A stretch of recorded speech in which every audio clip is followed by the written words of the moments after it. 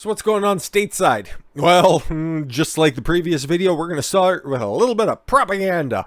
A reporter mocked for claiming Biden has the most foreign policy experience of any president ever.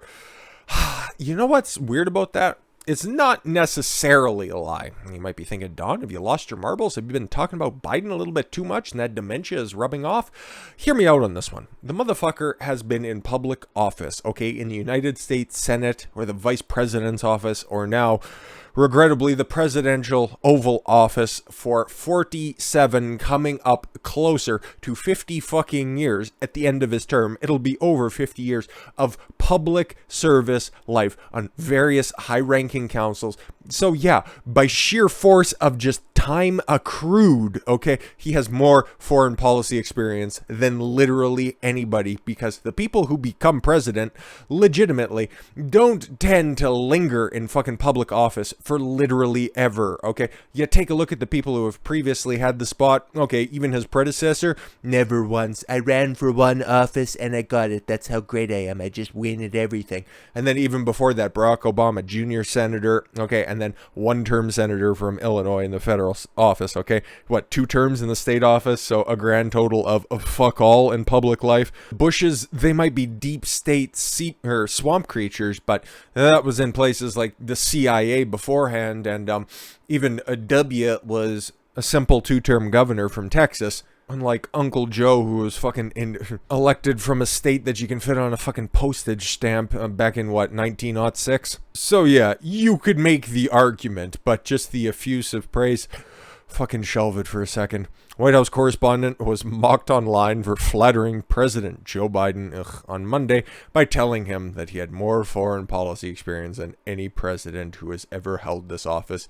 If you said that with 100% sincerity, I don't know, you should be greeted to your next posting by Will Smith's right hand. Before asking him a question, he made that ludicrous statement. The statement arose as President answered questions following his presentation of his budget proposal, which we'll get into. The reporter, who is described online as PBS correspondent, but neither named nor confirmed as such, and PBS, by the way, is on the government tit, ergo why it was just such effusive praise, made the statement before asking about his remarks in Warsaw, declaring the Russian President Vladimir Putin cannot remain in power. Oh my god. Hey, remember when you mumble fucked through a fucking end of your speech there when, all of the Ritalin was starting to wear off and they just started to fucking wade into a different dementia tangent after that? Remember when you said he can't remain in power? What you really meant, because you're such an astute scholar, is, yeah, shut the fuck up, pal. Anyways. Whether those are your personal feelings or your feelings as president, do you understand why people would believe you as someone commanding one of the largest nuclear arsenals in the world? Again, he couldn't get the resume of the president correct, okay? And he couldn't even get the facts straight on this one. The Americans have the most extensive nuclear arsenal in the world. Not one of, the, okay? But anyways, what do I know? I'm just an asshole with access to the internet. This guy works for PBS or some fucking outlet. He has press credentials. That means he's important. He has a microphone. He's an expert. And back to his statement. Saying someone cannot remain in power is a statement of U.S. policy. And also, are you concerned about propaganda use for those remarks by the Russians? Are you concerned that they're going to have a fucking laugh reel that's set to a fucking laugh track? I'm just playing all the time saying, this is the guy opposing us. Do you really feel threatened? Are you worried that the Russians might do that? Or a whole bunch of meme channels on YouTube? Anyways, several pundits pointed out that there were many presidents who had more foreign policy experience than Biden. Yeah, pretty much all of them did it more successfully, at least. Dwight Eisenhower served between 43 and 52 as Supreme Allied Commander in Europe, Military Governor of Germany, and NATO Supreme Commander. Some may even recall this as the time of significant foreign policy events in Europe, and a very important one that happened in Japan as well that kind of ended a conflict. But hey, the less said about that, the better, even though Dwight D. Eisenhower did nothing wrong.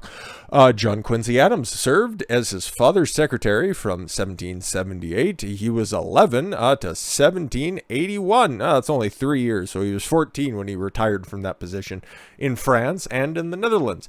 And he, Then he went to Russia with Francis Dana at 14. Yeah, I know, same year. To serve as his secretary. All right, so there's been creeps in the public life for literally ever. Good to know, good to know.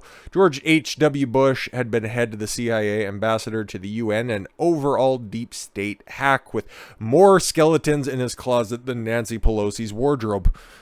Thomas Jefferson would like a word. Yeah, obviously you can see the insanity that is there, but just, it's PBS, okay? They need your funds in order to properly educate their journalists. Anyways, so because everybody loves Joe Biden, I don't really know why the Democrats are freaking out by the fact that the midterms are coming and that there's a huge red wave on the horizon. Pelosi's out here fear-mongering, though, because you gotta fucking reconcile with reality here for a moment, even though that's tough for her to do. And it was a little bit earlier this afternoon, so she was only, 3 or 4 drinks in at that point. I fear for our democracy if Republicans win the House in the midterms. Why's that, Nancy? Why is that? What do you know that the Republicans shouldn't? Just asking. During an interview with Times Magazine, Molly Ball, House Speaker Nancy Pelosi said that she feared for American democracy if Republicans won the majority in the House of Representatives in midterms this November. Ball said, you mentioned the midterm elections in 2018 that returned you to the speakership. Yeah, that's nice. Oh, we got a midterm election this year. Oh, thanks for telling me. That's great to know. Most people are saying it doesn't look very good for your party. Yeah, most people, those experts with eyes. How do you see the midterms going, and what do you see as a political consequence if the Democrats lose Congress? Pelosi said, I don't have any intentions of the Democrats losing Congress in November. That's nice that you don't, but the public would beg to differ. She continued, it is absolutely essential for our democracy that we win. Yes, your democracy. The Democrats' democracy. Trademark. I fear for our democracy if the Republicans are ever to get the gavel because they'd be able to smell it and know where it's been. I can't let that happen. Democracy is on the ballot in November. Aren't those impeachable statements? Because that right there sounds like you're trying to subvert our democracy, Nancy, by saying that you will not let the Republicans win. What do you mean by that? We should have a panel discussion for that. Pelosi added, everyone said redistricting was going to be horrible for Democrats. It is. Remember that? Not so, not so. Oh, really? You're going to revisionist history us, are you? Okay. Remember those states that you control overwhelmingly? They lost a bunch of electoral votes, okay? California, New York, okay? Oregon. Those different states, they lost one Congress seat. Seats in areas that you controlled and the redistricting that's happening there, and the 30 plus members of your party that are no longer seeking elected office because they're aged out, because your party is old and dying and you aren't replacing them with anybody who's electable. And B, the positions that they held before do not exist because nobody's living in the areas that you govern anymore. Mostly because of your shit policies. But whatever, no. If anything, we'll pick up seats rather than lose 10 to 15. No, you're going to lose seats at a clip greater than 10 to 15, which conventional wisdom said that we would. That's nice. Your conventional wisdom, you're 80 years old and constantly drunk. I don't really care what you have to say, dummy. But speaking about somebody who is remarkably a year younger than Nancy Pelosi, fucking figure that shit out. And Chuck Schumer, of the big three that's up there for the Democrats right now, he is in fact the youngest at a spry 76, I think he is. White House clarifies Joe Biden's claims, U.S. troops training Ukrainians in Poland. Yeah, exactly. This is why the White House has to continuously come out, even more so, and say the views of the president do not reflect that of the administration. It's almost sad, but you get what you cheat for. The White House on Monday attempted to clarify what President Joe Biden mumbled into his soup to reporters about Americans training Ukrainian troops in Poland after he said, we're going to overthrow Putin and we're training you guys up real good to send you over there and you'll see for yourself soon. During a question and answer session, the members of the media at the White House, Biden responded to a question concerning his remark last week about U.S. service members would see in Ukraine when you're there. That's what I was referring to. That was a different speech than the one that he mumble-fucked through in Poland. Same place, different location. You're going to see when you're there. Some of you have been there. You're going to see women, young people. You're going to be able to sniff them, grab them by the shoulders, and get a good whiff. Standing in front of a damn tank. No, sorry, Pops, you're confusing the real life with that famous clip from Tiananmen Square with the guy standing in front of the tank. What you don't see afterwards is him getting run over. But anyways, you're brave, damn it. But he was asked Monday to explain what he meant. Biden couldn't really answer that. Biden said he was only talking with American troops about training the Ukrainians in Poland. No, man, we're not sending troops over there. We're just training them to go over there. Wait, what? Sorry about that. I was talking to the troops. We're talking about helping train the troops, and that they are in the Ukrainian troops are in Poland, Biden said. That was the context. Yeah, well, at least it was. I was referring to being with and talking to the Ukrainian troops that are in Poland. Later would add into his remarks. By the way, on the books, American troops, at least in the documentation that's readily available to members of Congress and to the public, there is no training of Ukrainian soldiers by American troops. So is Biden retarded? Okay, leave that on the table 100%, even outside of this hypothetical. Is he clearly mistaken and he slipped up? And it was just another one of those instances of, Joe being Joe. Did he just reveal some declassified information? Well, don't worry, guys. The White House is out here to clear up the statements of the president. The White House had to walk that back after Politico reported on the exchange. There are Ukrainian soldiers in Poland interacting on a regular basis with U.S. troops, and that's what the president was referring to. Okay, cool. Just like saying, when Biden said that Putin can't stay in power, he means he can't enforce his power over his neighbors. Oh, God, it must be so stressful to know and see that Biden has a speech and he's going to be taking questions from reporters on your schedule. If you work for the press team at the White House, it just must be a day in hell because you know you're going to have to just bald-faced lie to the public, and hopefully somebody believes it. Hopefully you do a good enough job.